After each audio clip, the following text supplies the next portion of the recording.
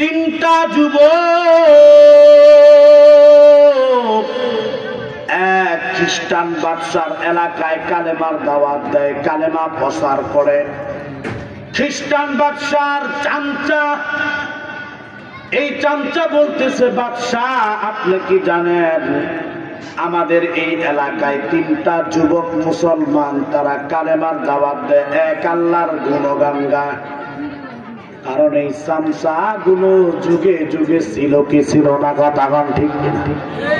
এই চামচা যেখানে পায় সেখানে খামচা আছে না নাই? দেখবেন তেল বাসগুলো তেল মেরে মেরে মেরে মেরে নেতাগুলো একবারে গাছে তুলে দিচ্ছে। তাকায় দেখবেন কুয়েতে মাটির নিচে তেল, সৌদি আরবে মাটির নিচে তেল, সব তেল গুলা বাস করে আমার বাংলাদেশে সব মাটির রূপে, কথা ঠিক।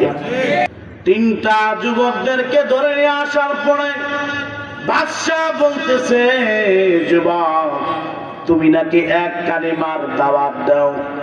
বলেন হ্যাঁ, এক আল্লাহর প্রতি ঈমান এনেছি, একমাত্র আমাদের আল্লাহ এক। খ্রিস্টান বাদশাহ বলতেছে, দাওয়াত তো দিতেই পারবা না, বরঞ্চ তুমি যেই কালেমা পড়েছ এই কালেমা তোমাকে বিচ্ছেদ করতে হবে। যদি তুমি কালেমা বিচ্ছেদ করো, কালেমা ছেড়ে দাও, তাহলে আমাদের এই এলাকায় রাজ্য ভবনে তোমাকে একটা এলাকা দিয়ে দেয়া হবে, তুমি এই এলাকায় চলবা, তুমি এই এলাকায় বসবাস করবা, যা কিছু লাগে আমার রাজ্য ভবন থেকে দেয়া হবে। আর যদি তুমি কালেমা না ছাড়ো, তাহলে এই যে ফুটন্ত তেল, এই তেলের ভিতরে গরম করে তোমাকে গরম তেলে, ফুটন্ত গরম তেলের ভিতরে তোমাকে চুয়া চুয়া মেরে ফেলবো। ডিসিশন নেও, এখন কি করবা?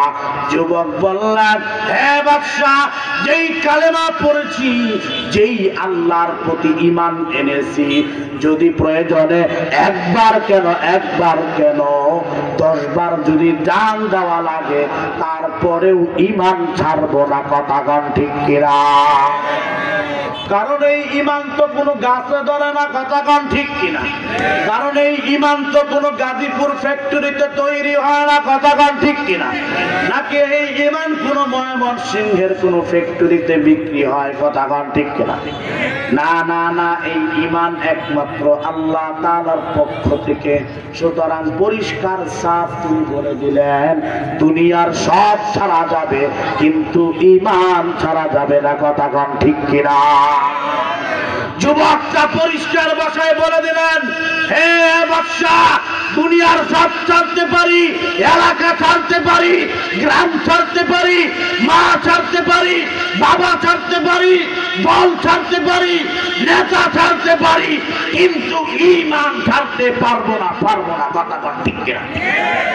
কারণ মুসলমান সব ছাড়তে পারে কিন্তু ঈমান ছাড়তে পারে না, কথা তারা ধর্মের চাইতে দলকে বড় মনে করে।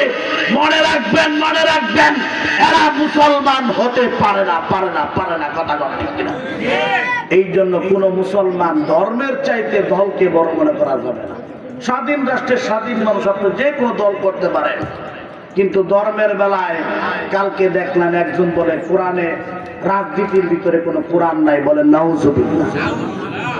ক্ষমতায় না যাওয়ার আগেই বলতেছে কোরআনের ভিতরে কোনো রাজনীতি নাই, অথচ আল্লাহর রাসূল 10টা বছর তিনি মদিনায় খলাফত চালিয়েছেন, রাজত্ব করেছেন।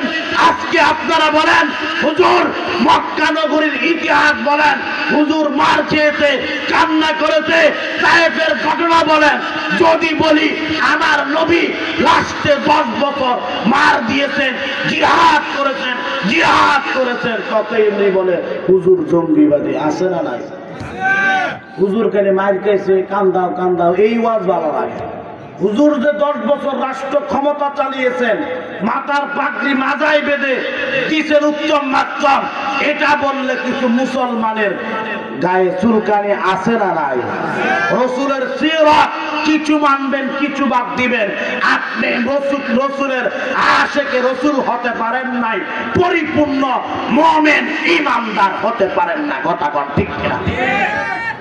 যাই হোক মুসলমান ভাইরা, আমার সময় যেহেতু কম, ওই তিনটা বাদশাহ তিনটা ছেলে বলে দিলেন দুনিয়ার সব কিছু ছেড়ে দিব, কিন্তু আমরা ঈমান ছাড়তে পারবো না, ঈমান ছাড়া যাবে না।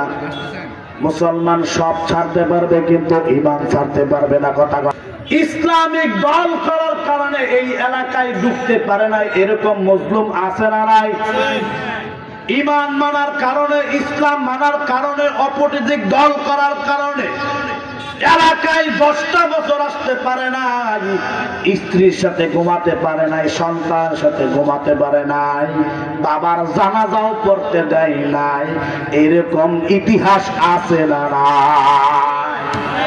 আল্লামা দেলোয়ার হোসেন সাইদি, এই মুফতি আমির হামজা, আল্লামা মামুনুল হক, জসিমউদ্দিন রহমানী, এই যে যত সমস্ত কারাবদ্ধ আলেম, এদের কোনো অপরাধ নাই, কোনো অপরাধ নাই, কোনো দুর্নীতি নাই, কোনো অবৈধ টাকা পয়সা গাড়ি বাড়ি নাই, এদের দোষ একটাই, এরা চেয়েছিল খেলাফত। খেলাফত আল্লাহর জমিনে আল্লাহর দ্বীন কায়েমের জন্য আন্দোলনের মাধ্যমে এই স্বৈরাচার এদেরকে নিরহভাবে 3টা বছর 10টা বছর এদেরকে জেলে ঢুকাই দিছে। কথা কোন ঠিক কিনা?